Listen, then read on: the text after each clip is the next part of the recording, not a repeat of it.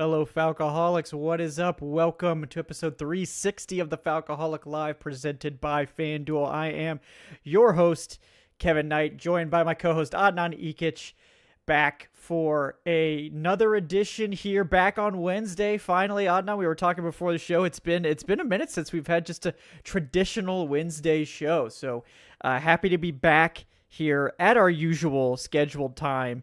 Now in the off season for the Falcons, unfortunately, some teams are still playing, but maybe the Falcons will be there next year. And what we're going to talk about today might have something to do with that eventual change. But before we dive into all that, Adnan, Happy New Year, and how are you doing today? Very, very happy to be back on the Wednesday cadence. Kind of feels right to be back. Feels right that it's back on Wednesday, and feels right to finally be back on a proper live. I wasn't able to join it on Friday, but yeah, we had the show with Trayshawn, our reaction show. That was more of a podcast setting, and it's the stakes are a lot lower in a podcast setting. In the live, there's no real takebacks. Yeah, no, the live is a different vibe, and we love having all of you guys in here, just to be able to bounce stuff off of, to have the questions, to have the comments. It's a lot of fun. And it's hard. It's a little bit more high stakes. We can't just spout off and then edit it out in post, which we frequently do. We have to really edit those podcasts down because we say some crazy stuff. No, I'm just kidding.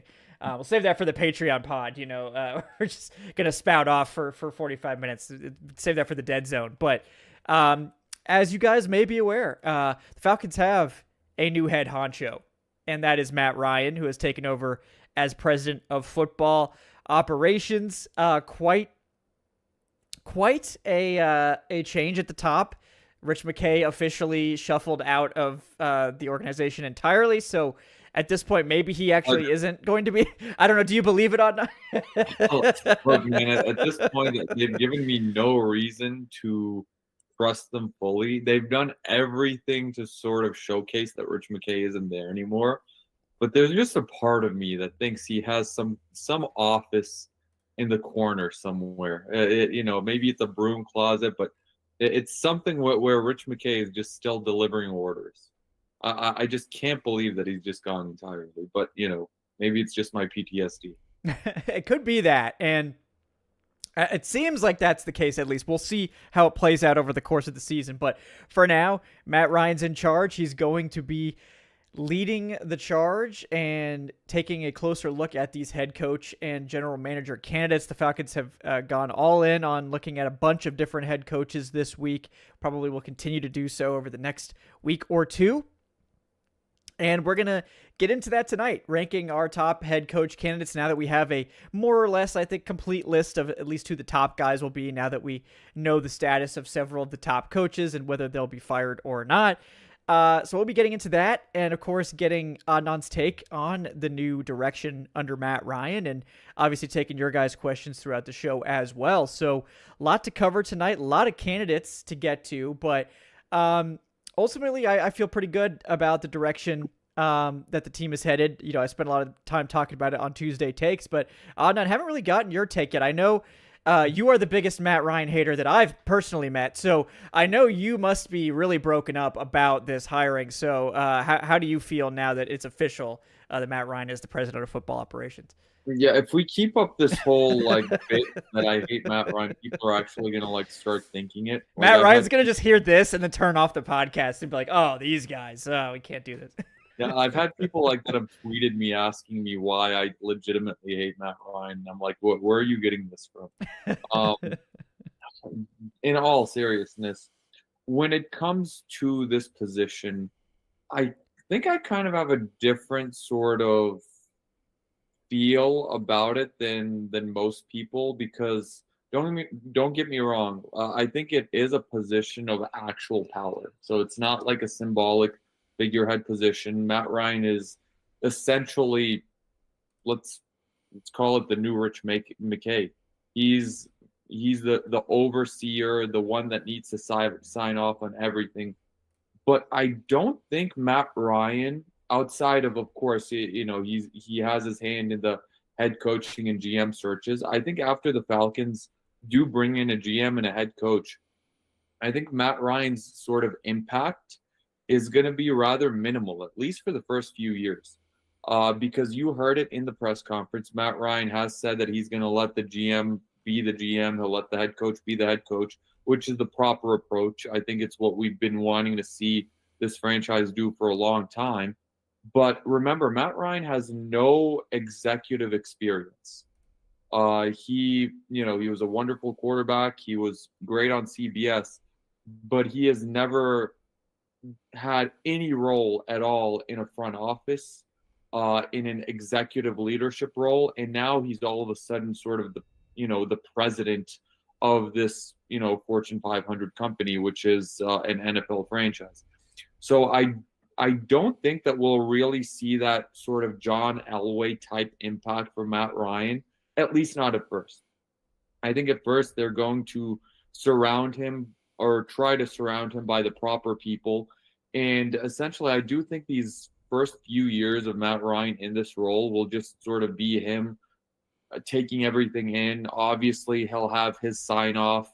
He'll give his advice, and he'll have his say and he'll have his voice. But I don't really think that Matt Ryan is going to take that huge sort of step where he is like the main decision maker, at least not for a while. And I think that is the proper approach. Maybe even 4, 5, 6 years in, and then when he does really have that experience, when he has sort of been through some of these wars that we're going to go through in these next few years, then Matt Ryan, I feel like, is going to have more of a say, and I think he'll want to have more of a say in the team building structure. But right now, I think after the team hires the coach, brings in the general manager, from there, I think Matt Ryan's role after that is going to be rather minimal, at least in this first year, and probably over these next few years as well.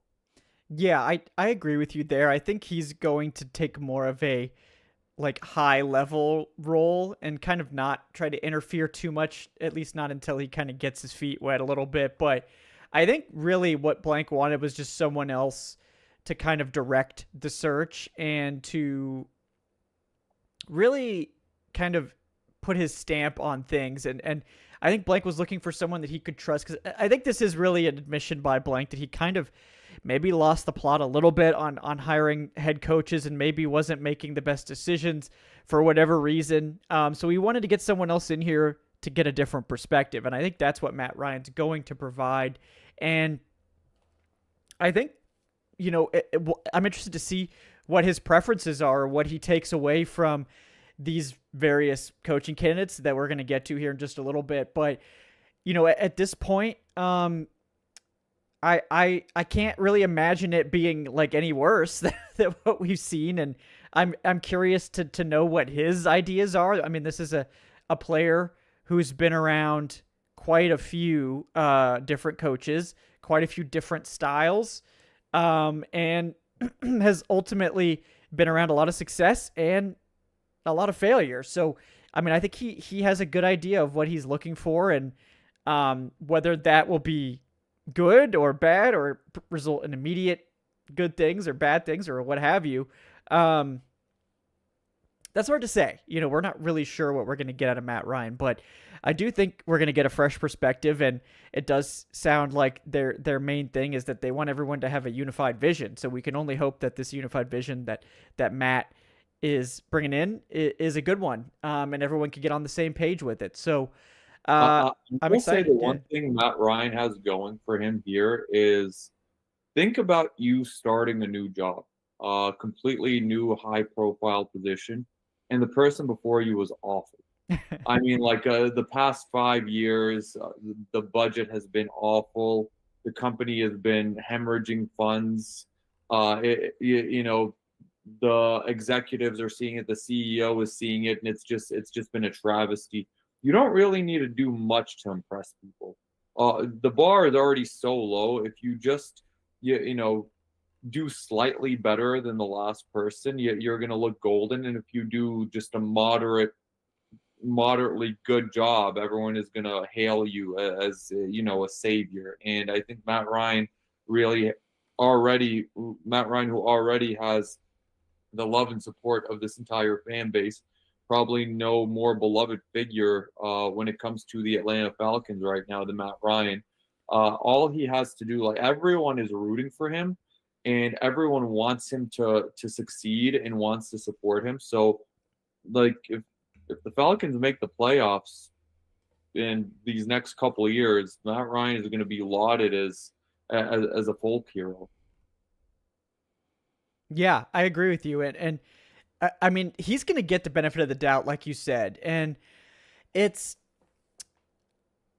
I can't imagine him honestly doing a bad job. I think the expectations are going to be really high, obviously, given what we've seen from Matt Ryan and how successful he's kind of been at every part of his, football career.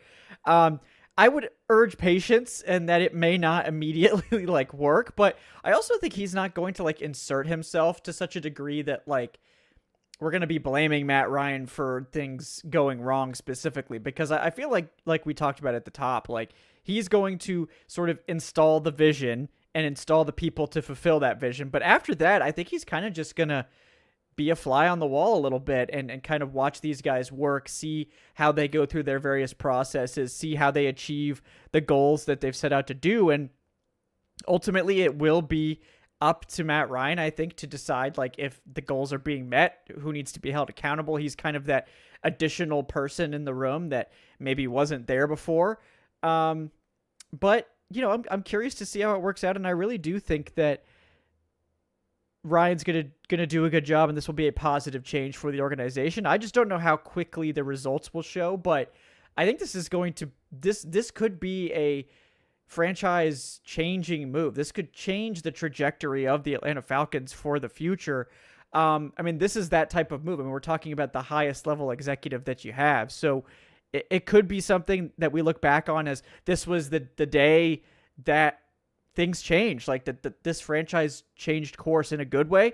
I don't think it's going to be bad. I could see it sort of not really moving the needle, I really don't think it's going to result in anything worse than what we've seen. I mean, it's been 8 years without the playoffs, so like Adnan said, can't exactly get worse, but I think we'll see over time, hopefully Matt Ryan figure out what he's best at and where he is needed, like where his influence and sort of what he wants to be doing, like where that is. It doesn't sound like he wants to get overly involved in the personnel or the coaching, but he was also like, if Penix wants to call me up and we want to do, we want to go throw the ball or something, like, let's do it. So it's like, yeah, sure, let's do that. How about some of that? But it's like, it sounds like he's just kind of willing to do whatever needs to be done, and we'll see what that evolves into over the next few years. Are we live on Twitter? Like, I just saw the tweet you posted, and like, it like the full video is like playing. That's I think they've like updated it that like it will do that now. So so maybe it does work now. I don't know. That would be cool. It's actually insane. Like, so it's like we're like streaming directly like onto Twitter. That's great. Yeah, I had heard that they had like updated it, so that should work. I was just always posting the link and being like, well, if it works, cool. If it doesn't, I guess, whatever. But yeah, if it does, that's cool. I'm glad it's working. That is a cool thing. So it's nice that Twitter is doing something right. Yeah, the first time in a while. But yeah, I'm excited to see what Matt does. I think we've got a long way before we know anything specific. But at this point, the first thing will be nailing these first two hires, the general manager and the head coach. And we're going to spend the vast majority of the show talking about head coach because I think there's a lot more intrigue there. General manager, I don't know how you feel about it. To me, it feels like it's just kind of Ian Cunningham's job to lose unless he says no. And that, so there's not a ton of intrigue there, but what do you think about that? Is there anyone else you're keeping an eye on for general manager? Or honestly, it kind of feels like a very poorly kept secret that it is going to be Ian Cunningham. I don't know. Did they even like interview anyone outside of Ian Cunningham? I think they like interviewed everybody for president that were kind of like also GM interviews, But yeah, I mean, the president interviews was basically like, okay, let's make this look official. But yeah, I mean, like, I think Ian Cunningham was like the official GM interview, and yeah, I think they're just sort of biding their time until the Chicago Bears get eliminated. I think had the Bears not make that comeback against the Packers, Ian Cunningham may have very well already been announced as GM. It's intriguing because I read a report that the Chicago Bears are not going to be entitled to 2 third-round picks, given that Ian Cunningham is a minority, that they have sort of, you know, built up, and he's gone through their ranks. And you know how an assistant coach becomes a head coach, the team is entitled to 2 third-round picks. It's the same with a general manager. The New Orleans Saints, for example, got 2 third-rounders after the Falcons hired Terry Fontenot because he was a minority assistant general manager over there, and he got hired somewhere else. And yeah, basically, I read that because Matt Ryan is going to be the primary decision maker, the Bears won't be compensated those third-round picks because he's not going to be like the guy. But now it's up to how does the NFL interpret it? Right. Will the NFL interpret this as being a lateral move because Ian Cunningham isn't going to be the final say, final voice decision maker?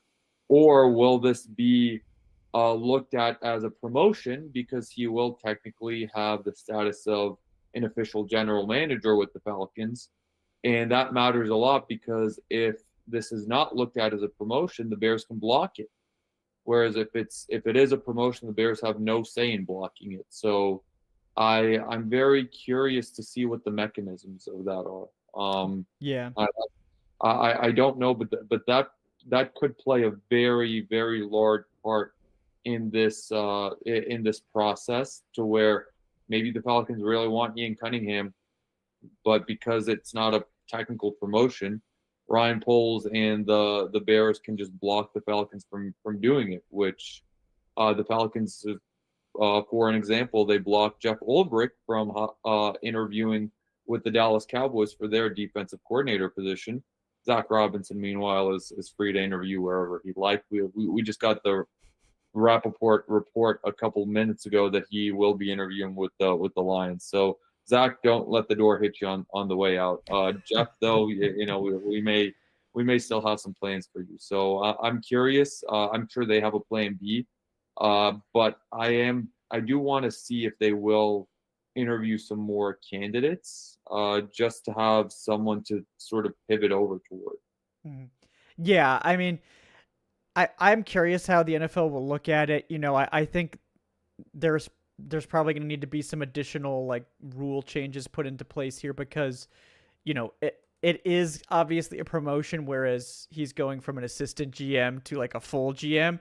But the NFL like ranks these as either like primary or secondary executives. So like while it would be a promotion, it wouldn't be a promotion to the primary executive. So given that more and more teams are starting to adopt this structure, you know, I don't think anyone would feel good about like denying Cunningham like an actual general manager position over like a technicality. So I'm guessing that wouldn't happen. But if it were to happen, I think it would result probably in the NFL having to change some rules, because at that point it would be sort of not, I think, doing what the rule was designed to do, which is, you know, put in some guide rails to this whole process. But I think the Falcons would be like the third or fourth team to implement this structure now, and the Lions have this structure, the Titans have this structure, and then the Falcons might be the third team, I guess, then maybe to have this type of structure. But we'll see how it plays out. I can't imagine, you know, like I think we would have heard more about the Bears like blocking Cunningham if they were actually going to try to do that, and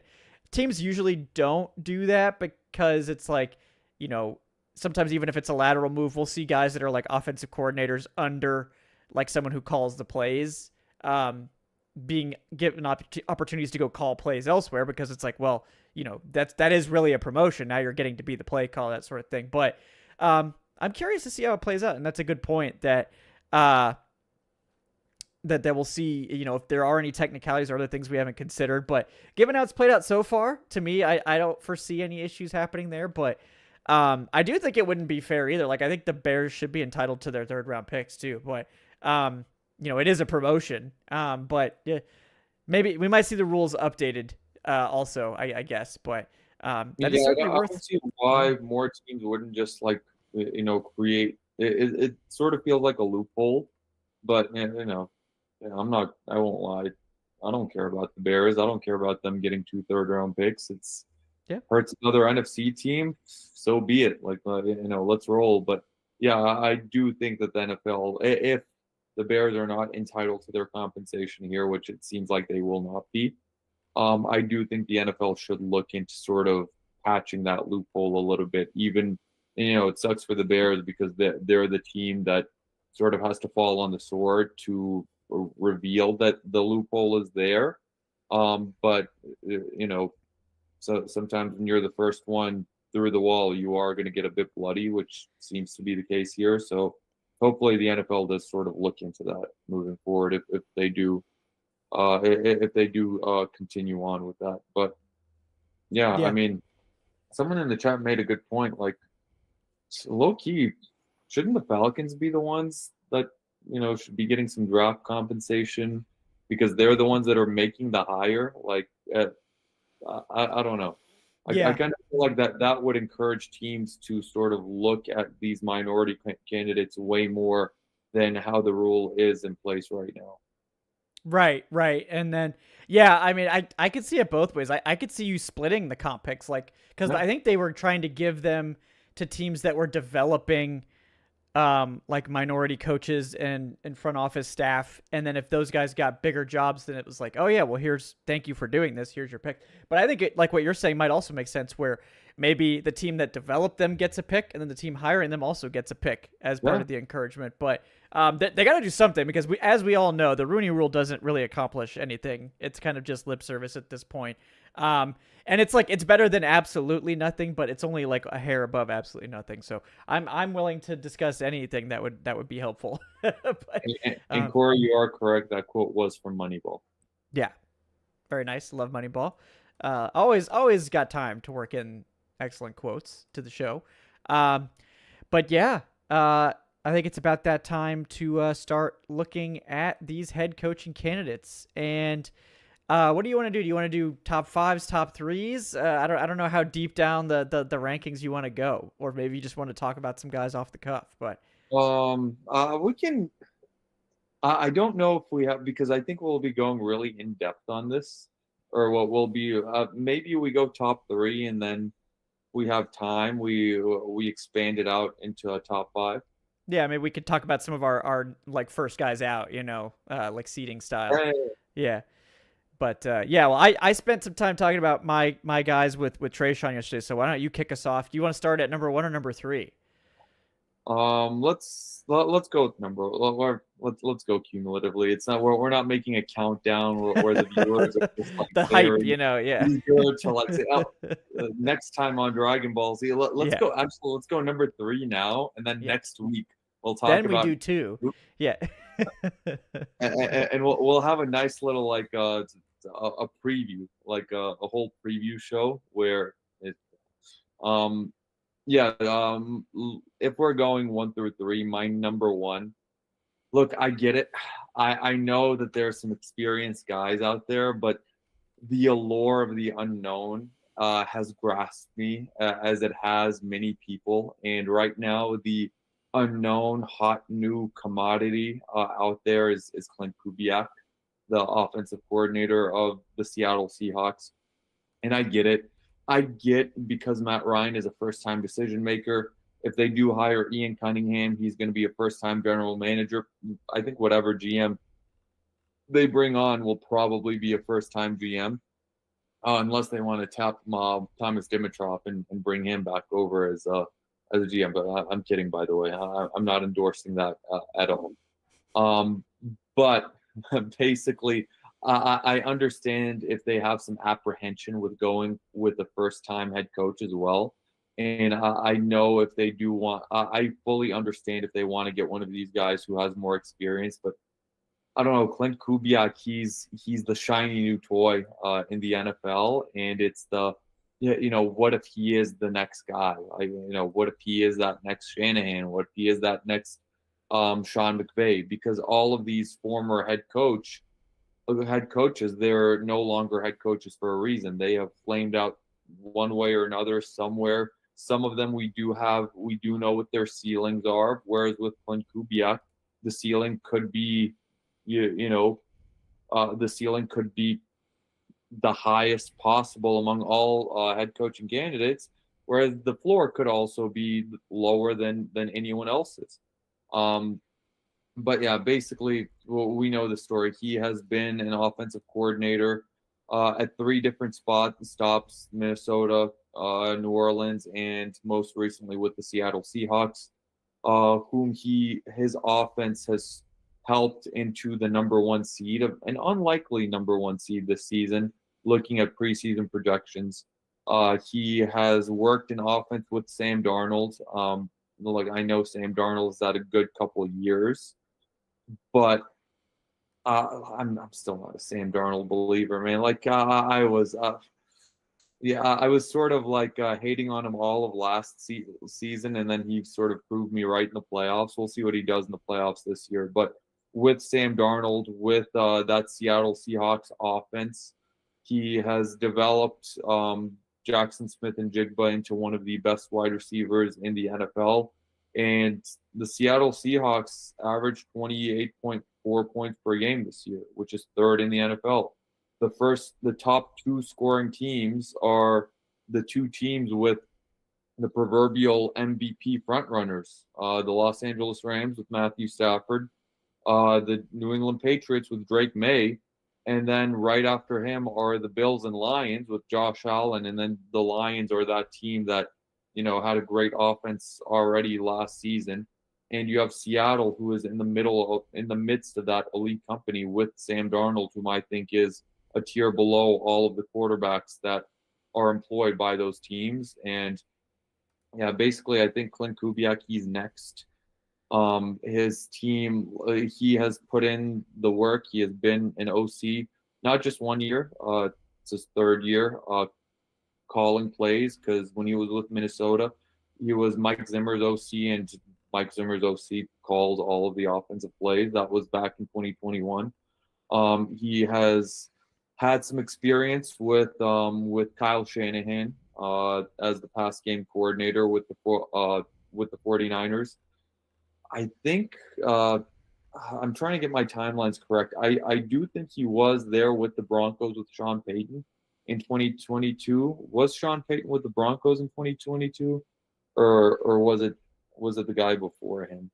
Man, I can't even remember at this point. It was something like that, though. I think that's pretty close to the timeline. Yeah, I want to be completely certain, because I don't want to get it wrong. No, it wasn't. I'm sorry. Sean Payton was still on TV. He was with the Broncos in 2022. But Clint Kubiak has the credentials. He has the lineage. His father was an excellent head coach, and his father could be someone that he brings into a consulting role with him. And yeah, I think he is that hot new commodity with that mystery box, that unknown. And I want to go for a ride. I want to go for this ride with Clint Kubiak.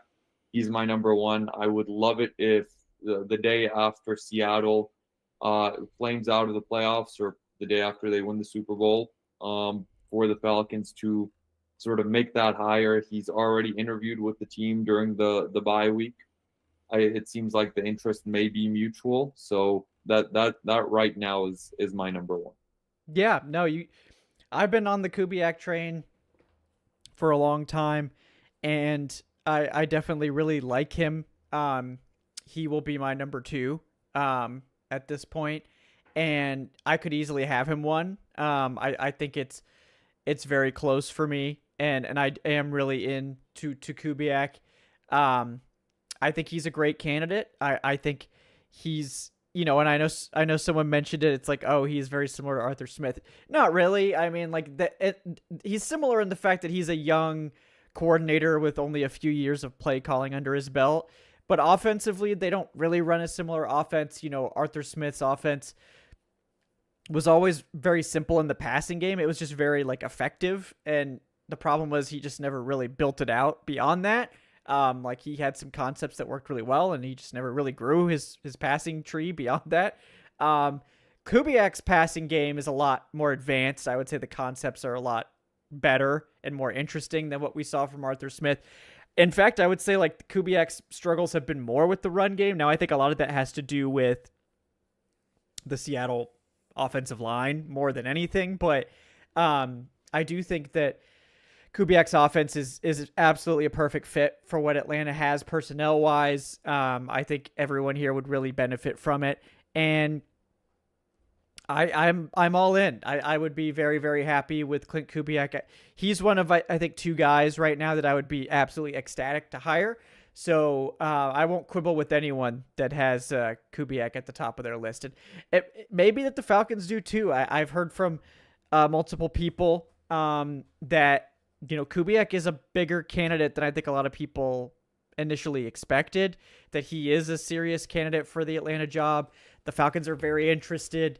And he's going to probably be a finalist in Atlanta along with some of these other big names that we've heard. So yeah, I do agree with your assessment of Kubiak. I'm a big fan as well. And, he would be one of the 2 guys that I think would kind of be slam dunk hires for this football team.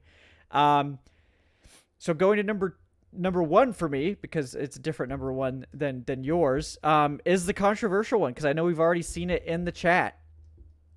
And that's Kevin Stefanski. Kevin Stefanski is my number 1. And I know Rod Eamon super chatted with the $2. Anybody but Kevin Stefanski. My number 1 is Clint. Yeah. And I know that Stefanski seems to be controversial, and that's okay. I don't need everyone to agree with my takes. It's okay. And we talked about it a lot on Tuesday Takes. I know Trayshawn's a big fan of Stefanski as well. I'm not saying that I would necessarily be upset if the Falcons chose Kubiak over Stefanski. I wouldn't be. I think either of those 2. You could call them 1A and 1B if you want, if that would make you guys feel better.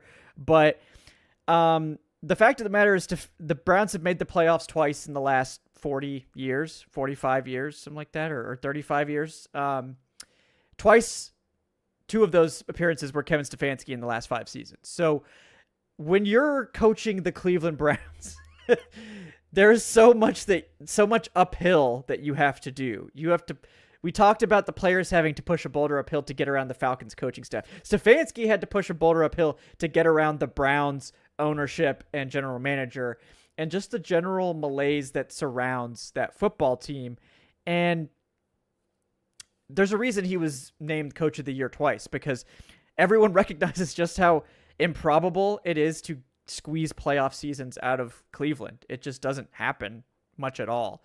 And I think Stefanski's scheme, when he has called plays, and to me that would be the one concern, is that does he want to call plays? Because I think if he doesn't want to call plays, I'm less interested. I think he needs to call plays because I think his scheme is good. And we've seen, his scheme was so good in Minnesota that he got after 1 year as a play caller, he got the job in Cleveland. And we've seen him run some really excellent offenses there with less than stellar talent. He's managed to make it work with less than stellar quarterback play. He didn't want Deshaun Watson, folks. They just brought Deshaun Watson in, dropped him in his lap, and was like, here you go, Stefanski. Kev, here you go, Kev. I don't know if they call him Kev there, but some people call me Kev. I don't like it. So, I assume, he probably doesn't like it either. So, oh, Kev, hey, we got you. Here, we got you a present. Here, Deshaun Watson, 5 years guaranteed. We traded all of our first round picks too. So yeah, now that's all you need for a Super Bowl, right? Obviously, we all know that was not what the Browns needed for a Super Bowl. In fact, it was probably the opposite of what they needed for a Super Bowl. And this, I think Stefanski is a very good coach who got absolutely burned out by the Cleveland Browns experience. I bet he celebrated when he was fired. I don't know this for sure, but if I were him, I'd probably be like, thank God that's over with, because the man just looked absolutely drained by that experience. But I think that type of experience is really valuable for a head coach. That's the only reason I lean Stefanski slightly over Kubiak, is that he has been through the shit. He's had the success and the highs, and then he's been drugged through the mud with some bad seasons. And I think he's learned what it's like to to deal with toxic, front office and ownership situations. And if he took this job, that to me would be one of the biggest signs that this is not that situation, that he feels really comfortable with what's going on here in Atlanta, because I don't think he will ever consider taking a job like that again. And I think he basically gives you that offensive pedigree that I think a lot of us want, with the added bonus of being an experienced head coach now that's had faced a lot of adversity already, and I think that will help him. And a lot of these guys, it's the second stint that they really hit their stride. And Stefanski obviously has a lot of connections. We know if for whatever reason Jeff Ulbrich wanted to go elsewhere, the Falcons could probably get Jim Schwartz with his connection with Stefanski. There's tons of good coaches that he could pull in from the Browns and elsewhere. He has a lot of connection to the Shanahan tree, Kevin O'Connell tree, all that stuff. So I'm really in to Stefanski, and I do think that he provides a lot of what a team like the Falcons would be looking for. But if you tell me, to me, I think he's a little bit safer than a Clint Kubiak, who's kind of like you said, the wild card. So I think it depends on what you want. If you want to swing for the fences with Kubiak, you'll probably lean that way. If you want a little bit more balanced approach, you might lean Stefanski. And then there are other guys that are all over the spectrum. But to me, I think Stefanski is a top candidate in this class. And I would be really excited to have him as the Falcons head coach. Stefanski's actually my number 2. Okay, so we just kind of swapped a little bit, yeah. So I know there is the controversy, and I have seen people bring up Stefanski's win-loss record, and the Cleveland Browns the last couple of years have not been very good.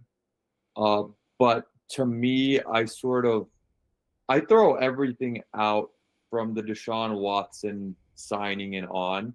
I think Stefanski immediately came out as soon as he got fired, and his representative said, yeah, we had nothing to do with Deshaun Watson, basically like washing his hands of that. And I think we all know that was a Jimmy Haslam inspired move. Look, we have been talking about it for years now, about what a bullet the Falcons dodged with missing out on Deshaun Watson. The Falcons didn't really dodge the bullet. It's just more so they stood there ready for the bullet, and the Cleveland Browns jumped in front of them and took the bullet instead. Yeah. Because Deshaun was about to be in Atlanta, and instead the Cleveland Browns gave him what I would say is the worst current contract in all of North American professional sports.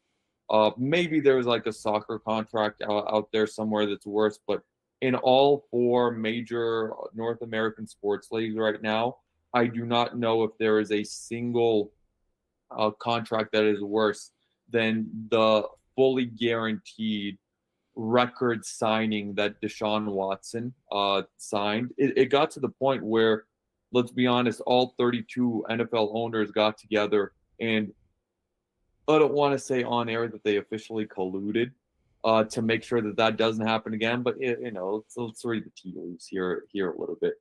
But I can't officially say that they colluded. But yeah, basically, I feel like Stefanski in year 1, he gets there and he does sort of the impossible, which is bring the Cleveland Browns to the playoffs and win a playoff game. When's the last time the Cleveland Browns won a playoff game before 2020? Was it the 80s? I don't even know. Before, yeah, it's just a long time. I'm sure it was before either of us were born. I don't remember the Browns ever being good in my lifetime. And then, year 2, it was a step back, but still, I feel like they really had something cooking a little bit. 8-9, which is still a respectable Browns record. And then after that, it's just sort of everything got flipped on its head when Haslam just dropped Deshaun Watson in Stefanski's lap. And then, as the head coach, you really sort of don't have a choice but to go with it. Your boss says this. And not only was that contract awful, but Deshaun Watson never played more than 7 games for the Browns in the season. Year 1, he was suspended. Year 2, he played 6 games. And then year 3 in 2024, he played 7 games before, tearing his Achilles, and he's still on that roster. When you have that much of an albatross of a contract, it completely hinders your ability to sort of build a team. Like we saw it with the Falcons firsthand with Kirk Cousins this past year. Kirk Cousins was the largest cap hit on the team, and you saw how it affected the depth. J.D. Bertrand is not the primary backup at linebacker if Kirk Cousins is not on this team. So it's just, one of those, like right tackle. Elijah Wilkinson is not starting week 1 at right tackle if Kirk Cousins is not on this team. So that completely sort of threw a wrench in the entire process. So to me, everything post Deshaun Watson, I'm not faulting Kevin Stefanski for, even this past year with the whole Shedeur Sanders fiasco. Like that seemed like an absolute circus over in Cleveland. A circus that I'm sure Stefanski didn't really ask for, but one that I'm sure Jimmy Haslam was very happy to oblige with. And, shout out to him for getting the hell out of Cleveland. But I think he's a very, very good head coach. And basically, I'm not going to sort of blame him for the sins of the Cleveland Browns. I think it's just he got sunk being on the boat of ineptitude that is the Cleveland Browns franchise and organization. Yeah, and to me, it's like the main thing, and I know some people are talking about it in the chat. It's like I would want him to be calling plays and would want a commitment that like he's going to be the play caller. And if that's not going to work, or if that's not something he wants to do, I'm probably going to lean more towards Kubiak. So that will be something I'm sure Matt Ryan's trying to get more information about, and one of the things that they're checking into. But it'll be fascinating to see how that plays out. But I do think he's one of the most interesting candidates that we have in Atlanta at this point. We got, let's see, Ibrahim Depressed with the $5. Thank you, Ibrahim. Saying, give me Clint or Stefanski as the backup. Both would work wonders with Bijan. For once, maybe our receivers would have some legit separation by scheme. And then we got Spenny A with the $2 Canadian.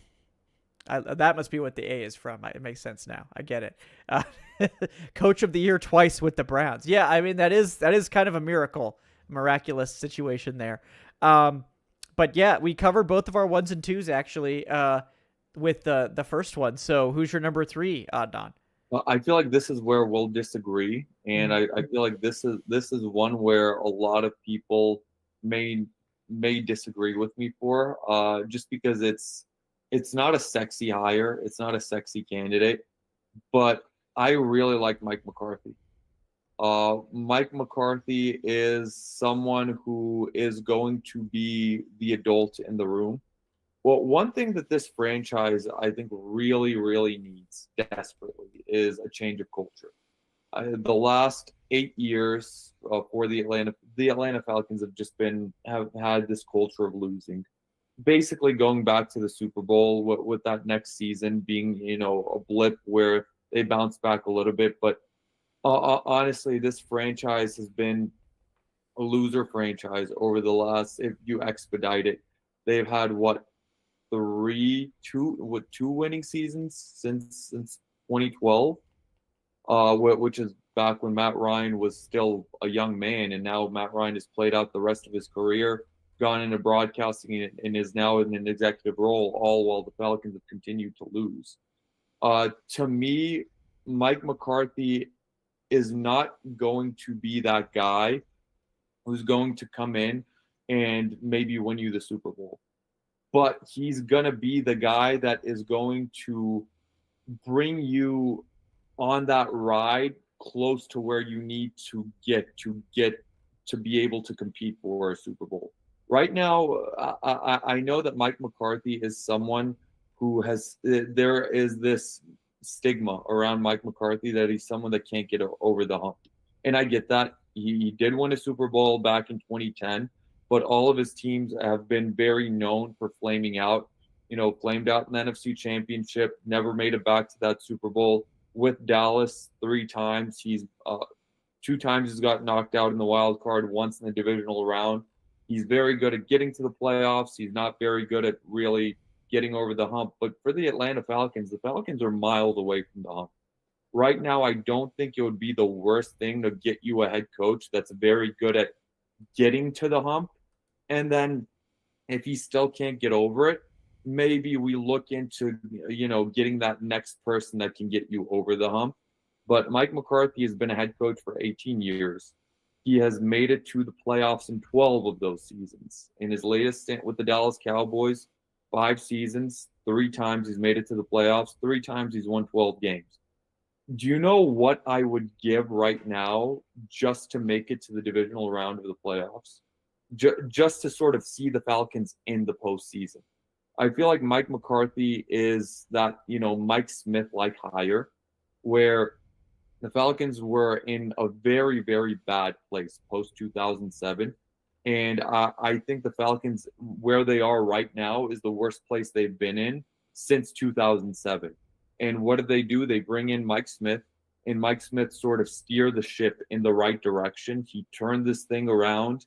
He was not the guy that was going to get you to that next level, but then the guy after him, Dan Quinn, was the guy that got you to the next level. Matt Ryan knows that firsthand.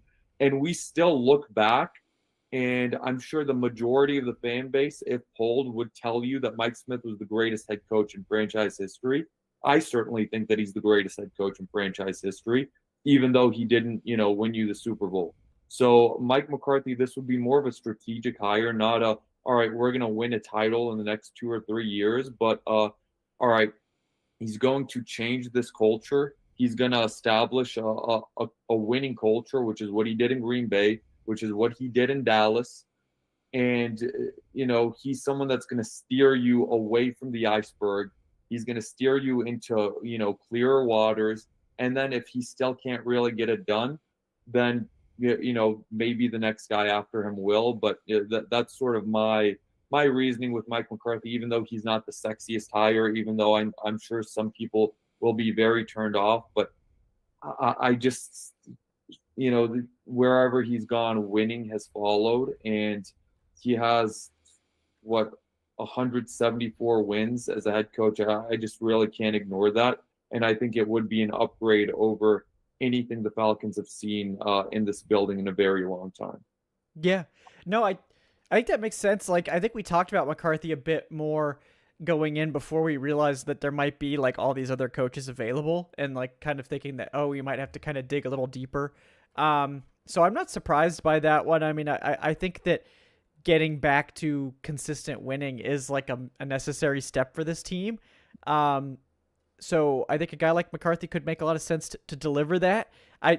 He hasn't been announced, I guess, for any interviews. So I guess I don't know if that means he's like not interested, or if teams are sort of out on him or what, but he's definitely someone that I would be fine like interviewing. So I'm kind of surprised that he hasn't gotten more interviews at this stage, but we'll see. It's still somewhat early in the process. I know a lot of people are all, really like, oh, when is the hire going to happen? Probably not for another week or two, guys. I mean, if you want any of these guys that are in the playoffs, you're gonna have to wait till they're done. And for some of these guys, I mean, if you're into Clint Kubiak, I mean, he might not be available till after the Super Bowl. I mean, we'll see. So, hey, the longer it takes, the more content we have. So the team can just sort of take their time. It's the gift that keeps on giving all January.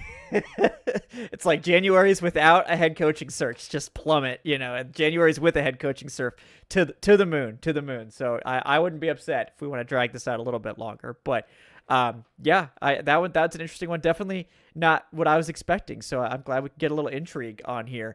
Let's see. We got Alex Foster with the $10. Thank you, Alex. Says, Stefanski or Kubiak for me. That said, I still find it hilarious that we aren't going back to Bill Belichick. I'm still glad we didn't get him, all things considered. Yeah, we all are. I think we're all pretty happy with that. At least Arthur Blank made the right decision with Bill Belichick. So, what a disaster I will that's say, been. I do think it's ironic that the main reason why Blank went away from Belichick is because he didn't want to be searching for a new coach in 2 years. And then here we are 2 years later searching for a new coach because they got it completely wrong. I'm not saying Belichick would have been the right answer, but Raheem Morris sure as hell was the right answer. Yeah. So we'll see. It will be. I don't know what's going to go on with Bill Belichick now. The man probably just needs to retire at this point, but I don't know. But yeah, so my number 3 is probably not going to be as surprising. It's kind of in the same vein as yours though. And that I would be like okay with John Harbaugh coming in here at 3. It does seem like he's pretty heavily favored to go to the Giants. The Giants seem to be absolutely obsessed with him. So like you can have him, New York. It's okay. Like I'm not like saying we should intercede, but kind of for the same reasons that you said, that maybe the best coach for this team is like a short-term 3 to 5 year kind of bridge coach to get this team back to sort of winning football. Very, very much in the same way that Mike Smith did. Getting this team the right culture, used to the success, used to the winning, used to being in the playoffs and expecting that every year. You're not going to find a lot more consistency than someone like John Harbaugh. And, I think he's one of the best coaches of all time in terms of his winning percentage, Super Bowl winner, 18 seasons in Baltimore. He's going to bring you that stability, all that experience. Obviously, the special teams will be on point, which has been a big sore spot for the Falcons. So at least the special teams will be on point. But with the thing with Harbaugh that does worry me is, what are we doing with our coordinators? It seems like the defense, like he's had trouble finding a replacement for Mike McDonald. So with Jeff Ulbrich here, that shouldn't be a problem. Then it would be like, who's going to be the offensive coordinator? If he's able to bring like Todd Monken with him, I would be happy with that. But then it would be more of a question of like, who are we bringing in for the offensive side of the ball? Because I think that would be really important to figure out. So I do like John Harbaugh. I think he's a very unsexy hire, but he could be like in the same way that you talked about Mike McCarthy. He could be exactly what this team needs to kind of get back on the right track. There's no doubt he's an extremely respected coach. Players love playing for him. But like what gives me pause is like I can't think of a better situation for a coach than Baltimore. Like that front office and that roster and how they build that team. You're not going to get much better than that. So I don't know that he's going to be able to have that level of roster building competence in Atlanta. Maybe Ian Cunningham will be really good, and this roster is already, I think, on its way. But it's going to be hard to be better than the Ravens roster. So, part of me worries that maybe Harbaugh has kind of it's passed him by a little bit, or he's kind of really dependent on his coordinators. But I do think he will get you a high floor. He's a respected leader. He's going to get the culture where it needs to be. The only question I think is, is that going to be enough to get this team actually contending, or is this team going to be kind of stuck in the mud like maybe, the Ravens were the last couple of years where they just weren't able to get past that first or second round of the playoffs. But I would love to be talking about getting past the first or second round of the playoffs at this point. So, sometimes you gotta walk before you can run. So that might be the hire that the Falcons need to accomplish that. Yeah, no, I think we have the same mentality. I would, I guess, lean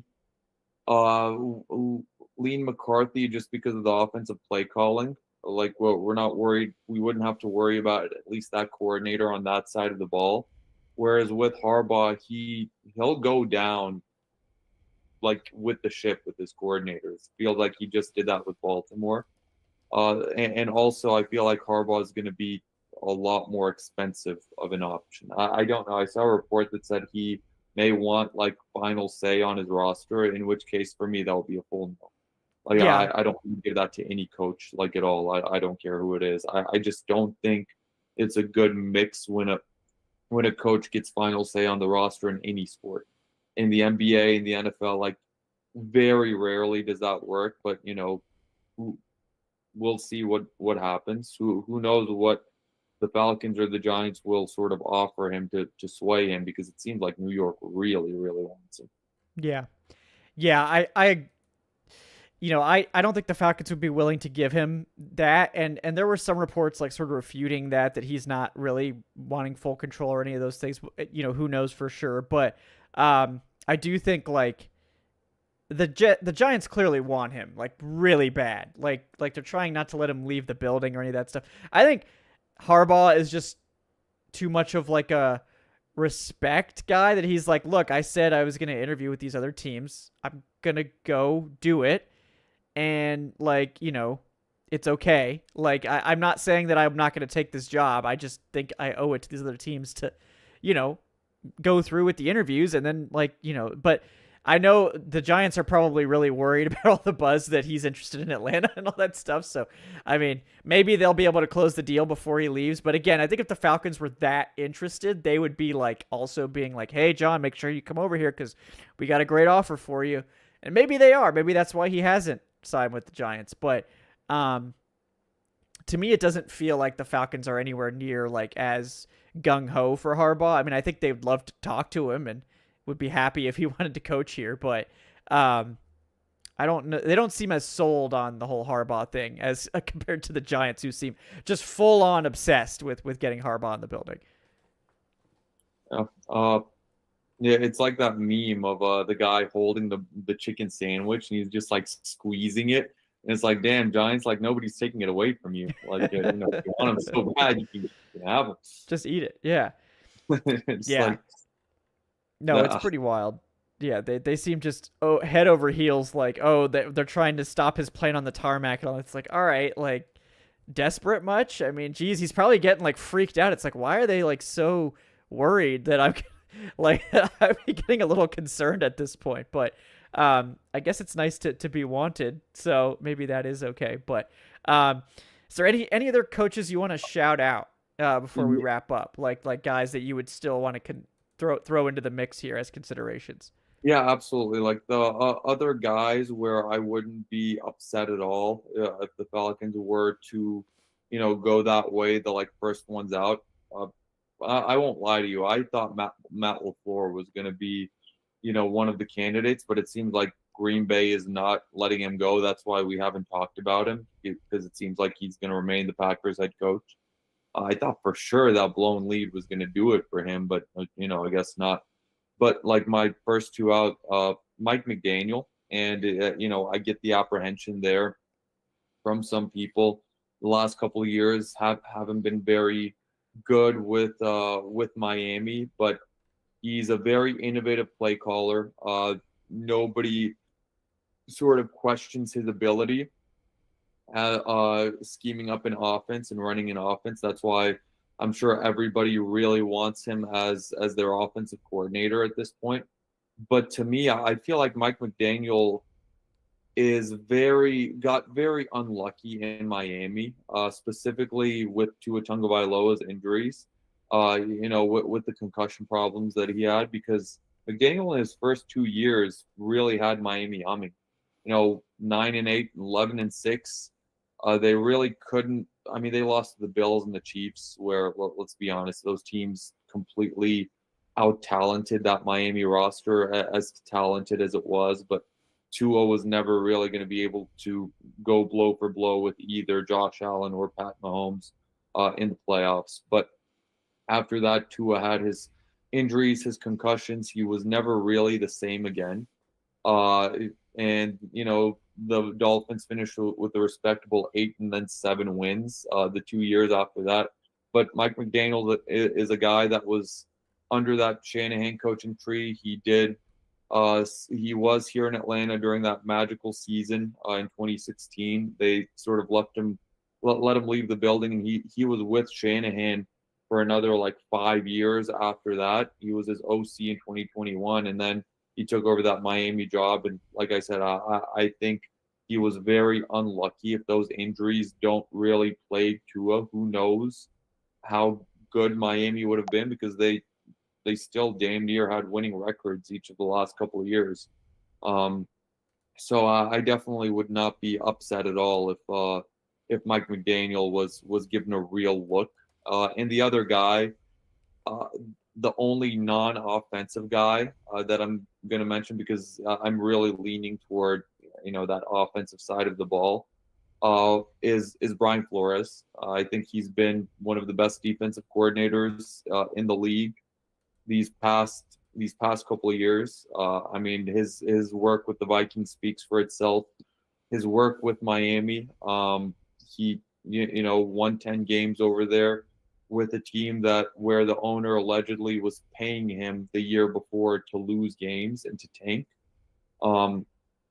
He had 2 out of 3 winning seasons with the Dolphins, and then he was fired for Mike McDaniel, who took over. And obviously, we know what happened with the lawsuit, and I think that sort of blacklisted him a little bit when it comes to head coaching positions, to the point where it still may cost him a head coaching position.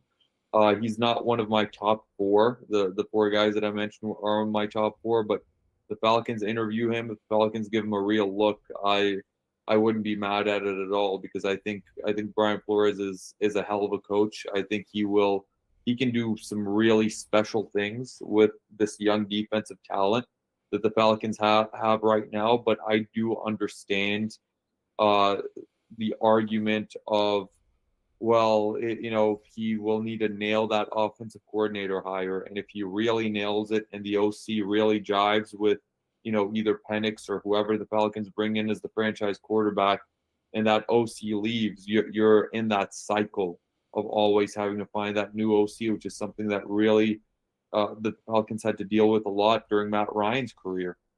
And I get if people really don't want that, but for me, it's like if you can coach, you can coach. And it doesn't matter if it's the offensive or defensive side of the ball. But yeah, I think Brian Flores is a hell of a coach, and it wouldn't be the worst thing at all if the Falcons gave him a look.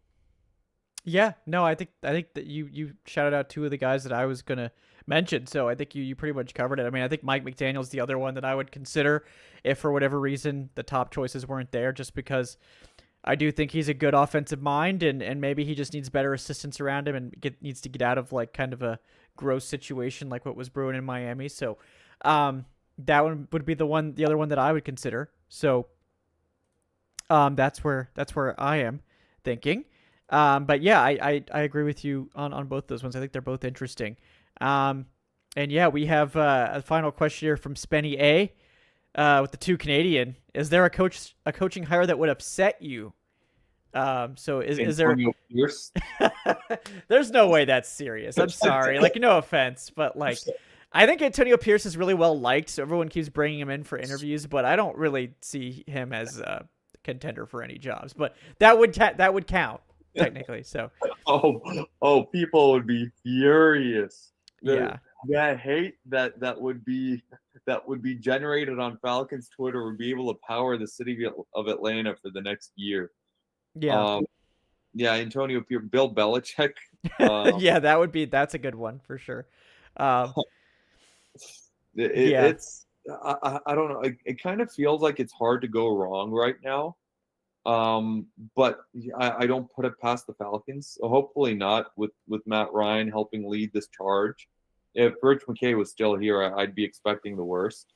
Yeah. But I don't want to get ahead of myself because 2 years ago we were talking about those great candidates, and I was really Team Vrabel.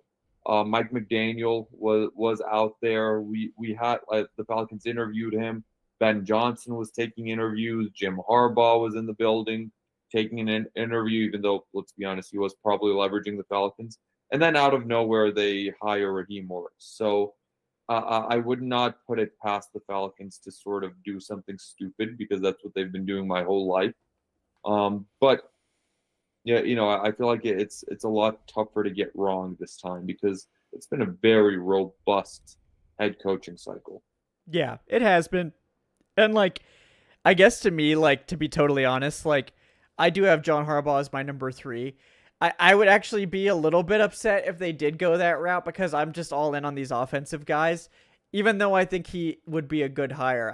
That's not the direction I want to go. So I guess technically, by the letter of your question, I would be mildly perturbed by that hire, but I also have him number 3 because I recognize that he is a good coach, and like, I would not be upset like from like an intellectual standpoint, but the emotional part of me wants to go a different route, go for these offensive guys. And, we'll see if that's the right move. As you guys know, I'm frequently not correct, sometimes. So, hopefully this isn't one of those times, but, it certainly could be. So, yeah, Adnan, I think we covered pretty much all the coaches. Did want to hit real quick, some quick odds from our partners over at FanDuel. Looking at this weekend's group of games, and some tight lines here. We got the Broncos now favored over the Bills. This is shifted. Initially started out with the Bills being road favorites. Now the Broncos are back to being No. The Broncos are saying that it's David and Goliath. Right. Broncos are technically 1.5 point home favorites again. So that narrative, they can't run with it anymore. So I don't remember David being the 1 seed and having home field advantage. Yep. So we could just poke holes in that narrative. So FanDuel has officially killed the David and Goliath narrative by making the Denver Broncos very slim 1.5 point home favorites, but still technically home favorites. So can't run with that one anymore. But thanks again to FanDuel for sponsoring the show. Adnan, anything else you wanna drop in today's episode before we sign off? Yeah, no, it's very, very exciting times, exciting coaching search. Really, really fun games in the NFL. I know we haven't really discussed the playoffs, but man, that was a hell of a weekend of NFL football last weekend, and hopefully another great weekend here coming up. Like that Texans defense looks very, very scary. I feel like they may be my dark horse right now in that AFC, even though their quarterback is a bit weaker than the rest of the field. But yeah, it's fun times right now. Falcons are looking to sort of right the ship for their future, and we'll be with you every step of the way here on the Falcoholic, and then we're enjoying some very stress-free playoff games because now the Carolina Panthers are out, and I can just watch very stress-free moving forward. And hopefully this is the last year where the Falcons aren't in the playoffs, even though I do still think that this team may be a couple years away from the postseason, but a lot can change. A lot can change in one off season, and a lot can change with one really good coaching hire, the way that we've seen happen in a lot of places around the league. And hopefully the Falcons are sort of the beneficiaries of that this off season. Yes, it's been a long time, so it would be nice for us to now be able to be one of these quick turnaround teams, get some big wins coming in, start moving this in a positive direction. That's my hope, obviously, over this offseason and this season. But we'll be here for you guys every step of the way here on the Falcoholic Live, presented, of course, by FanDuel. And, of course, want to thank Adnan Ikic at Say Which Way for co-hosting with me tonight. Definitely give him a follow there. Check out everything he's working on over at the Falcoholic. I'm Kevin Knight at Falcoholic. Kevin, please do like and subscribe if you haven't done so already. That really helps us out. Leave us that 5-star review on your podcast platform of choice. And then, of course, you can support the show on Patreon, patreon.com/Falcoholic Live. Also here with the YouTube channel memberships. We will have more stuff coming for you guys. If we get any news, we'll probably go live to cover it. Like obviously a head coach or GM hire would be extremely newsworthy stuff. So we'll stay tuned for that. I am prepping for the Senior Bowl. I will be there again this year to bring you guys those first draft takes of the season. I'll probably try to do, if they can give me a coaching hire that I can base my mock draft off of, might do a mock draft before the Senior Bowl. Otherwise, might have to wait. We'll see how that goes. But no matter what, we'll get you guys that sweet draft and free agency content coming after the coaching search. Been able to put that off a little bit longer, which is always nice. But yeah, we got a long way to go. It's going to be a busy offseason. I'm sure there's going to be a lot of changes, quite a lot going on. Excited to see who we have as a head coach and as a GM, and excited to see the direction the team goes with Matt Ryan. So until next time, guys, thank you so much for joining us here on the Falcoholic Live. Until next time, have a great night, folks. Thanks.